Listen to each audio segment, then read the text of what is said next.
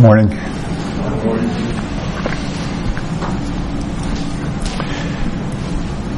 Marisi dotes and dozy dotes and little lambsy divey, kiddly divey too, wouldn't you? Some of the older members here will recognize those words. And others of you are thinking, Kim, are you losing it? What's this gibberish? Marisi dotes and dozy dotes and little lambsy divey.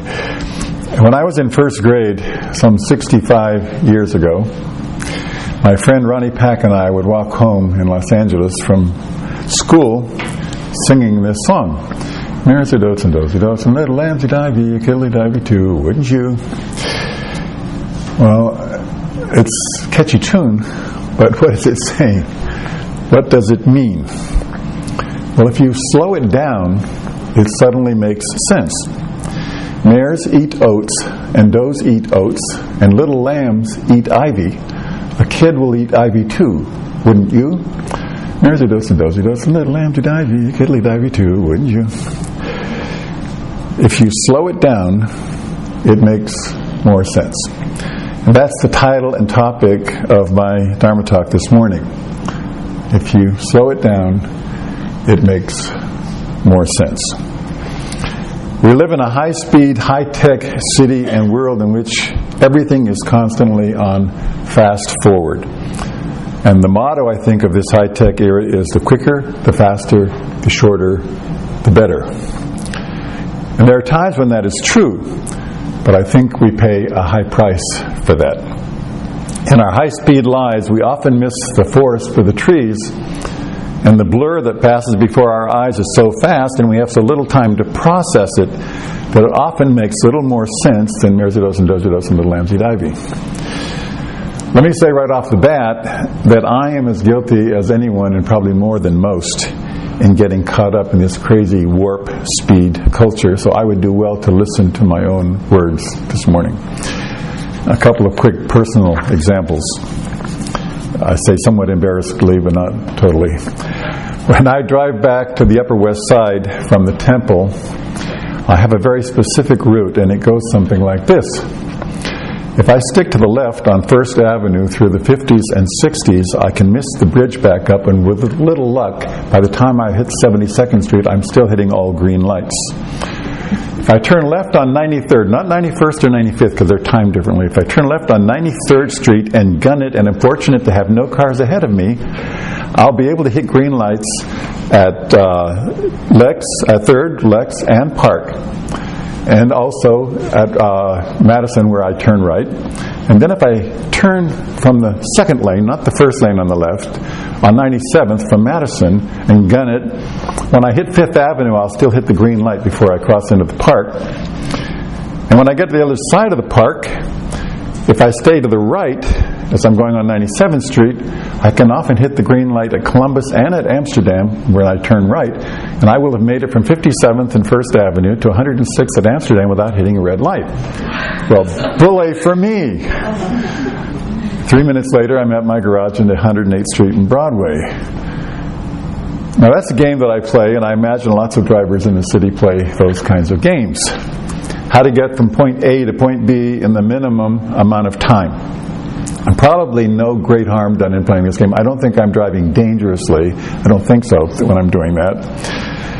But my adrenaline is pumping, my heart is beating rapidly, and I am in the opposite of what I would call a meditative state when making my rapid race to the west side. And I don't think it's about the time. I don't think it's about saving 5 minutes. Somehow it's like beating the system. Those traffic lights aren't going to get the best of me. But when I get home, what have I gained?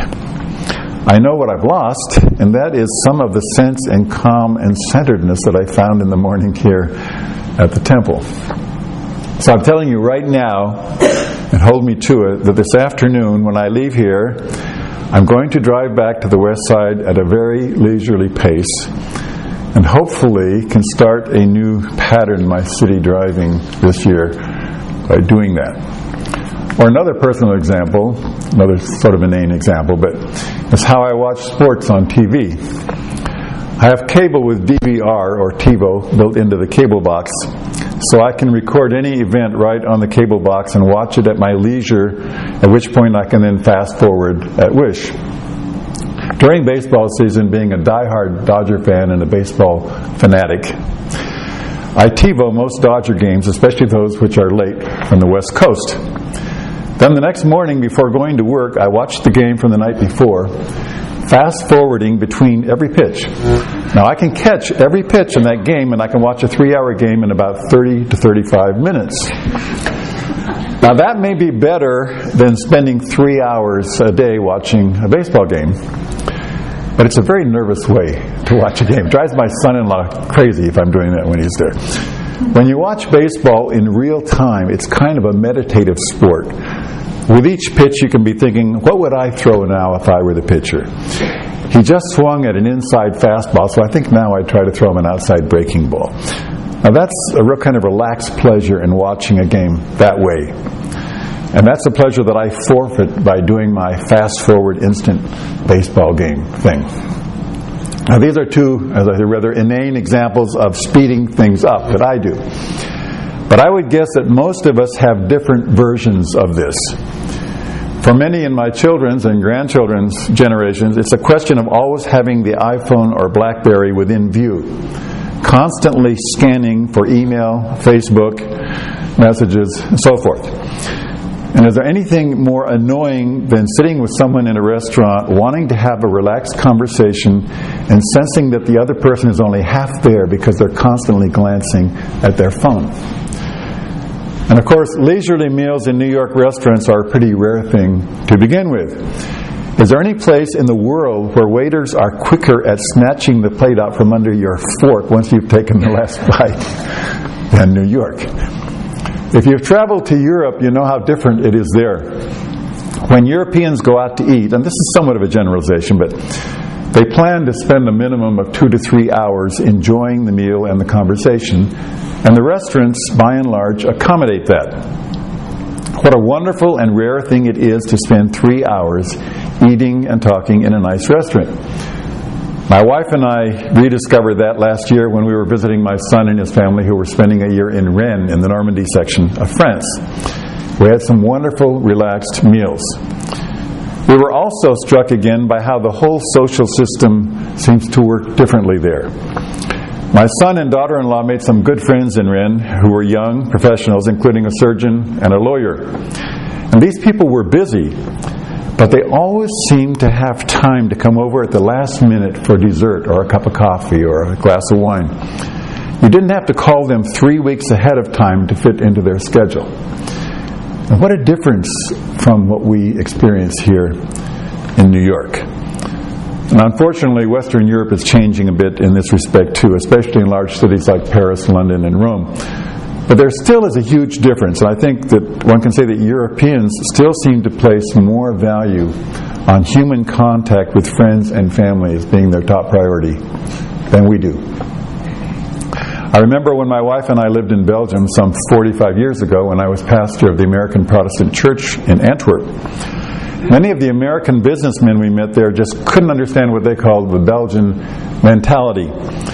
At that time, there were many American oil companies setting up new refineries in the Antwerp area.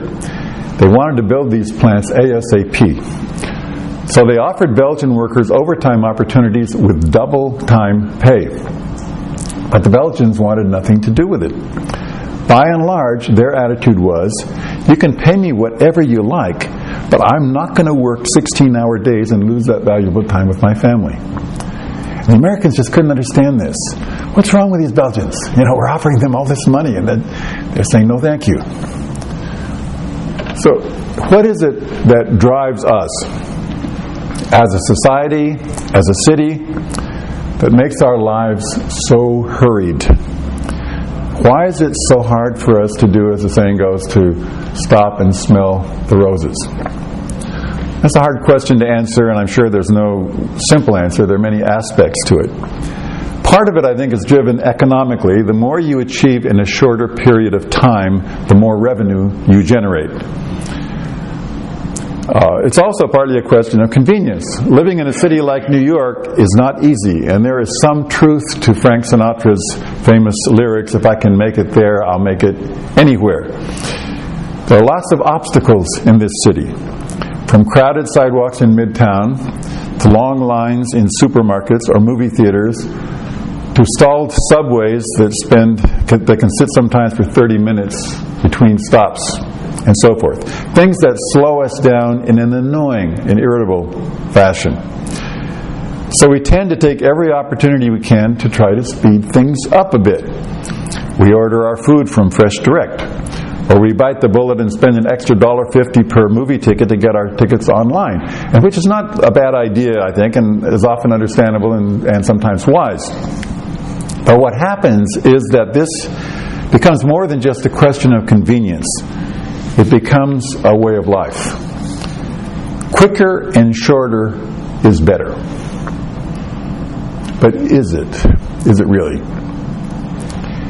In his book, Pieces Every Step, Thich Nhat Hanh talks about trying to make every activity in our life a meditative one. He talks about the meditation of eating, feeling the taste and texture of every bite when we eat, and appreciating it. The meditation of dishwashing, feeling the water and soap on your hands, the texture of each dish, and the pleasure of placing the clean dish in the drainer. That is, if you don't have a dishwasher. He even talks about the meditation of the traffic jam, creating meditative mantras to go with honking horns or blinking traffic lights. Now that's kind of extreme and certainly hard to achieve, but I think he is really on to something. How much of our time do we feel often is essentially wasted because of the activities that we have to do to get from point A to point B?